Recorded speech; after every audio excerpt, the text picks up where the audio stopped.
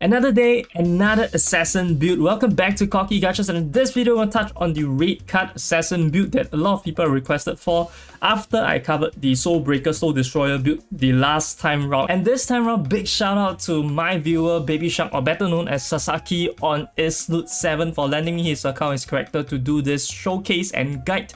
Honestly though, his account is a bit stacked of an account. I do believe that he has spent a couple $1,000s on this account already, so it might not be as relatable for the general public, general viewers. However, I'll try my best to keep it as relatable as possible and tailor the advice based on your accounts, right? So that the less paid accounts would also be able to benefit from this. So right here you can see this is his stat build, and you can see this is named after PvE MVP, but I do believe that he doesn't have an PvP build. I did check with him. The reason is because he doesn't have enough stats points to allocate to vitality while at the same time maintaining decent strength, right? So damage is still very important. If you don't have damage, being tanky is also not going to be that useful. But of course, we are all only at level 70 plus, right? So if you were to go into further levels, definitely you have to add more vit into this build for your PvP. For PvE wise, just keep on going strength. It should be totally fine.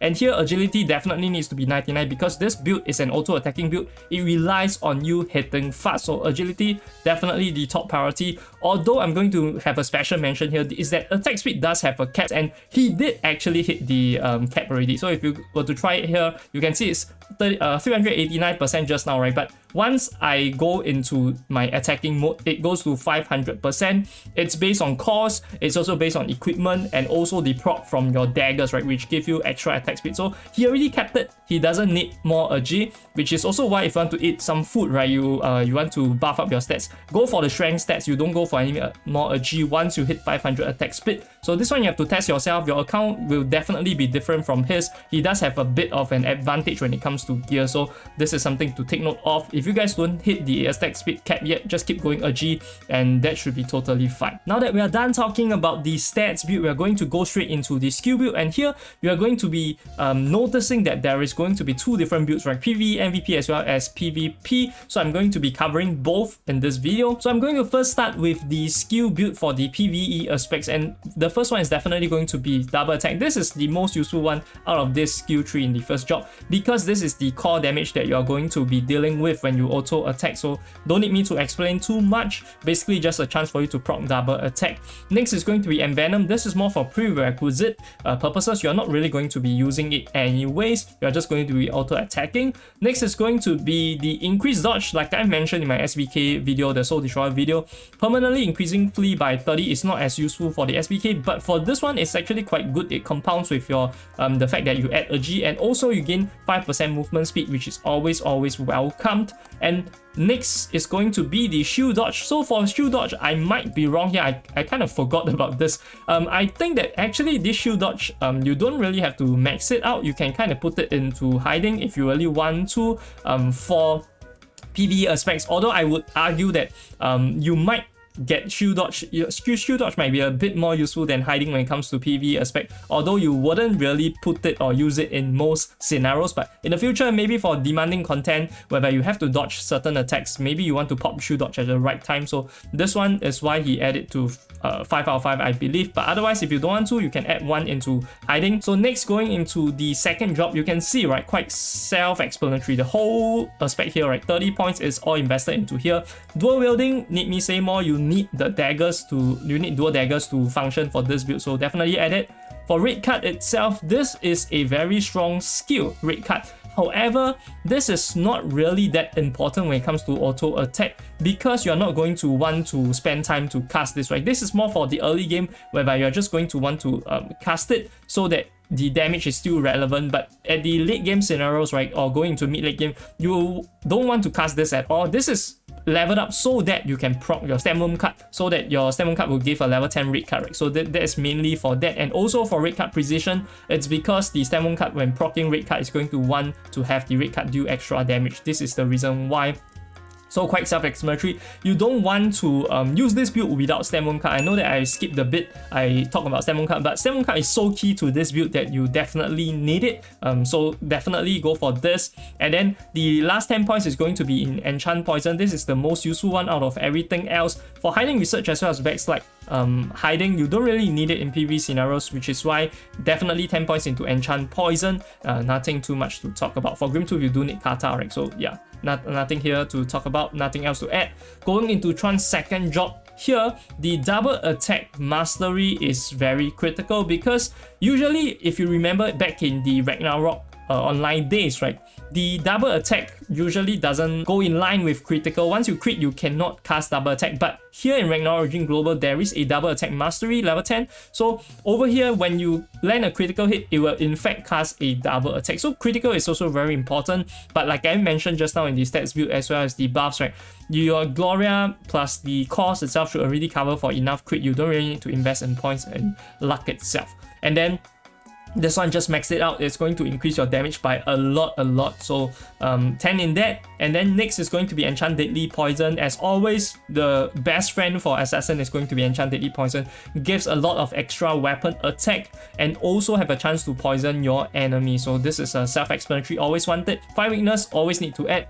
Ignoring 20% of your enemy's defense. This is a reason why Sinxes are so OP also, because for the monsters I mentioned previously, right, for Ragnarok Origin Global, the monsters defense and magic defense are higher than normal, so regardless, you do need this, but this also elevates the Sinx's status in the game when it comes to ignoring defense, which is a key part, right? Outside of like just getting orange feathers, but of course you get it for free as a Sinx. Next is going to be added. You can see he's at 32 out of 40, so he's going to continue adding poison reacts. And poison reacts, like I mentioned, right, it's very strong given the fact that it can reduce the neutral damage. So this one is quite relevant. Poison resistance for other Sinxes also, for countering other Sinxes. So nothing else really you want to add, right? If you want to add Meteor Assault, I would feel like it should be a separate dedicated build. I don't really recommend people going for Meteor Assault. Since you're going to be auto-attacking, wasting time casting any active skills is not going to be the best thing. So yeah, this is basically the skill build for the PvE. Let's now move on to the PvP build. Now onto the PvP skill build itself, you can notice something different, right? There is 41 out of 40 here, and the reason is very simple. You want hiding level 10 for PvP. As always, hiding is the main skill for Sinxes in PvP. Definitely want it maxed out. And also shield dodge is very relevant in PvP, right? So once you pop out hiding, you definitely want to pop shield dodge so that you can tank up the damage, especially for a red cut assassin, because red cut assassins are going to be in melee range, and a lot of times you will have a lot of survivability problems, which is why you want to pop shield dodge when you come out, and then subsequently you should be able to go back into hiding with your backslide and then go find another target. So this rinse and repeat, right? This is the basic rotation. For the second job itself, the dual wheel once again, but here you can notice we have additional skill points in hiding research, in backslide hiding. Like I mentioned, hiding absolutely key. So for your backslide to allow you to go back into hiding is very good. You're going to definitely need it. Backslide, disengage, go back to find another target. Hiding research also, once you come out, right, you want to deal extra damage. So you might be thinking, hey, why isn't it as relevant in PvE? And the reason why is because in PvP, you want to minimize the amount of time you stay out of hiding.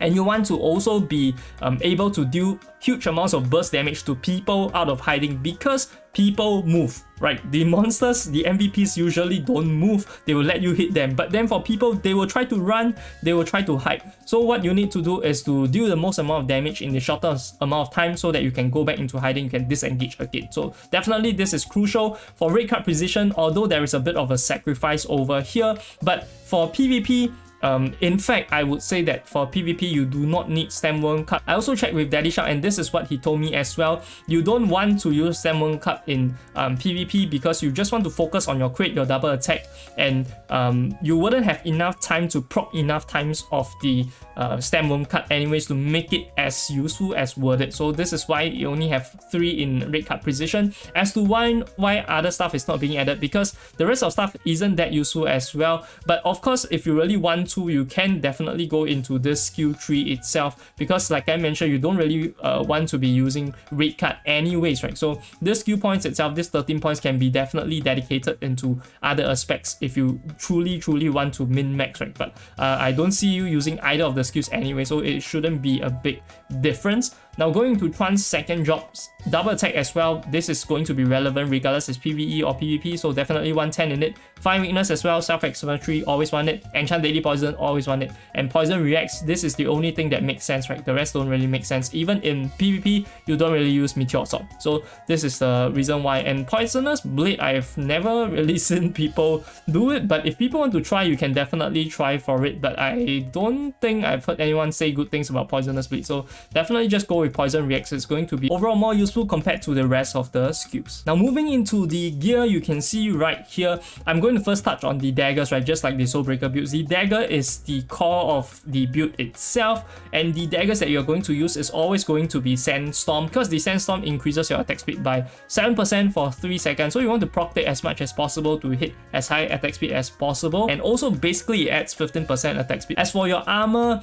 and your cloak as well as your shoes, you always use the Wool and Tidal Scarf because it gives you physical damage plus 3%, so this one's self-explanatory. For this armor itself, you can go with combat armor, but I do believe that the reason why he went with full plate is because, like I mentioned, not enough stat points to add into vitality, right? So for PvP scenarios, you definitely want higher HP, which is also why you can go with a full plate for higher HP, although you do lose a bit of strength, but honestly it's not that big of a difference. The HP is going to come in clutch, especially when your vid is low, right? The effectiveness of HP is going to go up higher given the fact that you already have so little HP. So definitely can go with full plate for PvP if you're PvP focused. If you're PvP focused, go for combat armor. That is what I would recommend. For level 80 itself, everyone and their mothers that are running offensive builds is always going to use the tie set. The tie set, for people that are unaware, basically gives you, if I'm not wrong, 2 attack for every strength you have. So it gives a huge boost of damage. So any offensive class will want to go for the tie set. It is in fact a 3 set instead of like 2 sets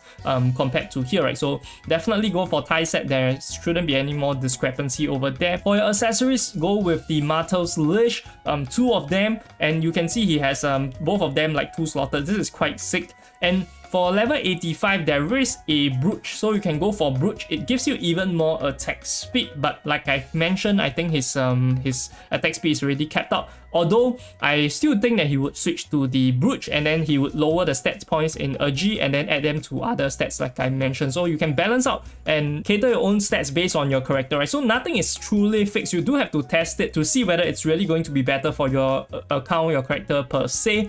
And then for the rest of the slots, it's all the costumes, but I give a special mention over here. So this is the best costume itself for the auto attack builds because it has a chance to cast auto cast level 5, increase agility, and for people wondering, like, this does stack with the blessings, the increased agility from the priest itself. So this is the reason why this is so freaking OP. But of course, this is just a costume. I just want to put it out there for people that are wondering whether you should use it if you have this. Definitely, because it definitely stacks with the priest increased agility itself. So basically, that is about it for the gear wise. Now, touching on the cards, the first card I want to mention is, like I've said just now, right, the Stem Wound card. For PvE, absolutely crucial. If you don't have the Stem Wound card, it's going to be absolutely problematic for you. You can see right here, he does have an Awakened Stem Wound card, and that means that there's also a 0.5% extra chance, and at max, I do think it's 6% if I'm not wrong. So definitely you need this card, but you don't need too many of it. I have asked him also, he mentioned to me that he's aiming for 1 max Awakened Stem Wound card,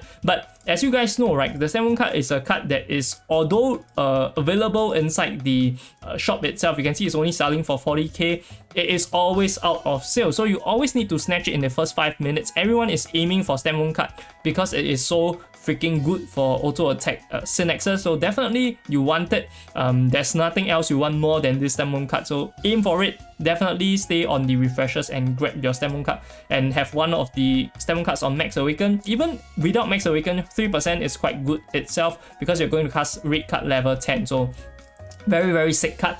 For the rest of the slots, of course, the weapons are going to be, like I mentioned, the racial cards, right? And then for the armor, I can see that he is went with Peaky card. I do think that Peaky card is one of the more budget ones. You can get strength plus 3, physical attack plus 15, and max HP plus 1.5%, while at the same time, right, being a super cheap card. So you can grab this. This is for offensive purposes. As for your accessories, it's going to vary depending on whether it is going to be PvP or PvE. Now, although I did mention that stamina card is very crucial, however, that is only limiting to the PvE aspects, right? So for PvP, the accessories wise does have a lot of choices, right? You can definitely go with a Mantis card. So you can see right here the Mantis card. This is going to be your best bet at increasing damage. You definitely want it. For budget wise, if you cannot get a Mantis card, you can go with an Awakened Taro card.